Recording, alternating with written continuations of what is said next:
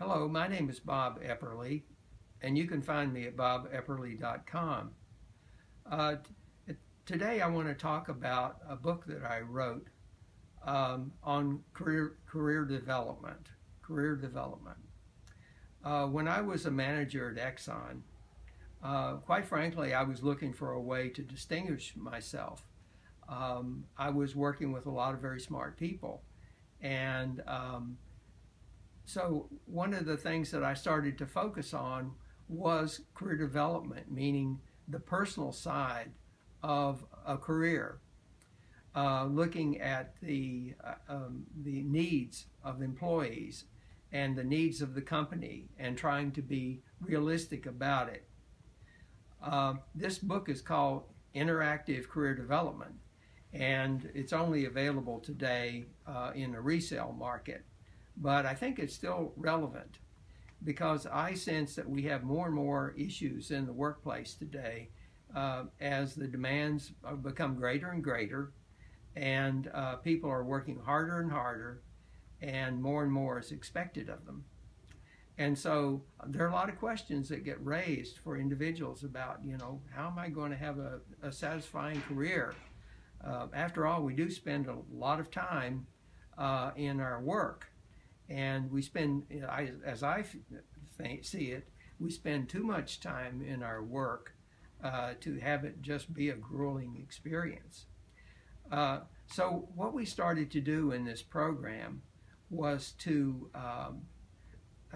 through career development, and we did have career development discussions with all of our employees in which we talked about what was up ahead for them and how they could improve their effectiveness and what kind of help did they need from the company and how could we work better together, those kinds of questions.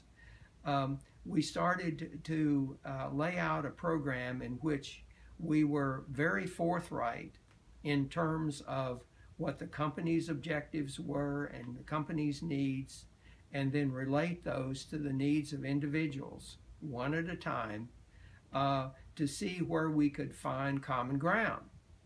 Now this is a tricky thing because the basic goals of a company are different from those of individuals.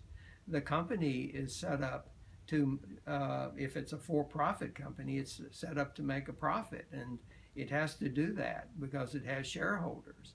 Even if it's a non-profit company, it will have certain focus, such as environmental issues or some kind of political issues that it might have, but it exists for a purpose, and its purpose is not just to make the employees feel good. So on the other hand, the employees have a totally different set of needs. They are interested in making as much money as they can, but also in having a satisfying career in which they're able to express who they are through the work that they do. And while the company and the individual can have different objectives, they have common means toward those objectives. The common means have to do with working effectively. That is in the interest of the company, and it is in the interest of the individual. And working effectively involves, yes, being productive, but productivity includes creativity.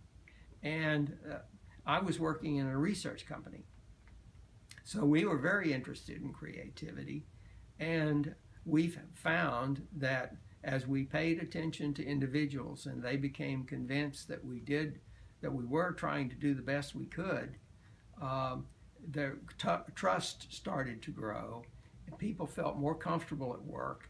They were more productive. They were more creative. And so I saw it as a win-win situation. But in order to do that, there were many things that we had to do, such as train our supervisors to pay attention to individuals in the ways that I've mentioned, and to be sure that supervisors knew that they were being judged on the basis of how they did their jobs, not just how good a technical person they were, but how well they interacted with their people and motivated their people and took care of their needs. Now, this doesn't mean that the company rolls over dead suddenly and lets people have whatever they want and it's a country club atmosphere. Not at all. There's a very realistic sharing of needs and means toward those needs.